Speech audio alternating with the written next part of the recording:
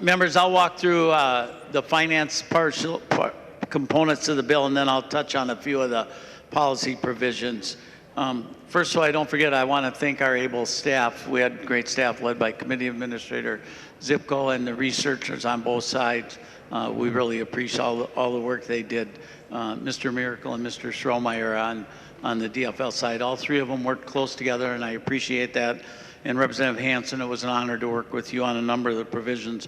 I know we don't have a complete agreement, but I think really most folks will agree it's a really good bill. It funds the necessary parts. As you all know, we did a 2-year funding package last year, and we fully funded a number of things for DNR, MPCA, and Bowser.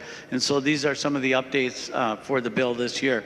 There's, in regards to Cold Springs and the issue up there where we're taking water from close by the trout stream there, DNR, working with Representative House and the other local legislators, have come up with a great compromise where they'll be able to increase the pumping in the wells away from the river and reduce the pumping adjacent to the stream there. And we've included $225,000 from the water management account for DNR to do some modeling and give them a few years of study in that situation. There is $1.5 million increase from FMIA, the Forest Management Investment Account, and that takes the place of a $1.5 million general fund reduction to forest management. If you'll remember, we more than fully funded forestry last year in the bill that passed. There's $2.3 million from the state parks account. That's the DNR's money to give them into the state parks. Even though we fully funded state parks last year, they've come back for a supplemental request. Their costs of dealing with Obamacare and the health care insurance, specifically for the employees at the Parks Division, has been a real challenge for them. And so this money is necessary. And the testimony in committee was that they'll be able to keep all the parks open. There won't be any reduction in the number of days they're open, and so that was good news, and there'll be no layoffs.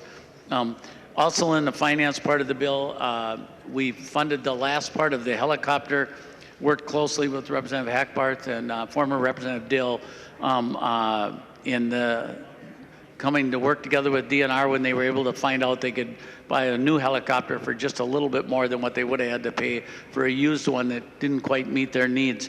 I was glad that we were able to work it out. And so there's $670,000 from the Game and Fish Fund to fully fund that new helicopter. There's $25,000 from the Minnesota Futures account for an aggregate resource task force. There's $250,000 from the state forest suspense account to accelerate some school trust land development projects, exchanges, sales, and the like, and that's a good thing. We did take, it was a Representative Anzelk amendment in committee that removed a match that was on the taconite industry for some research going on up there. It was a one-time thing.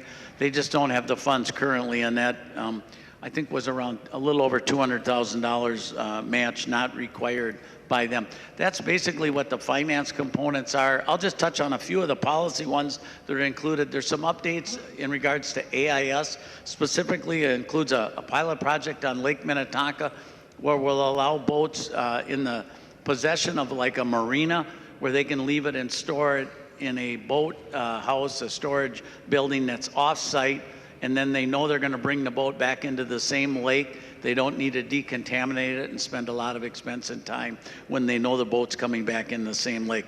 That's a pilot project for a couple of years, and it'll come back with some interim reports to see if that works. A couple other policy provisions that are in there. There's a provision in there to allow Native Americans to rice without a license. That's a good provision, strongly supported by the Native American community. Representative Hertaus's provision, Sophia's Law, as you know, unfortunately, a tragic accident out on Lake Minnetonka with a boat and carbon monoxide poisoning. Young Sophia lost her life. And this is to help us deal, as many of you know, over the years, we've dealt with carbon monoxide detectors in homes, things like fish houses and such, and now we need to extend that to boats that have a cuddy or a cab underneath where there's a chance for that. Members, that's basically, there's a little bit more language about school trust stuff.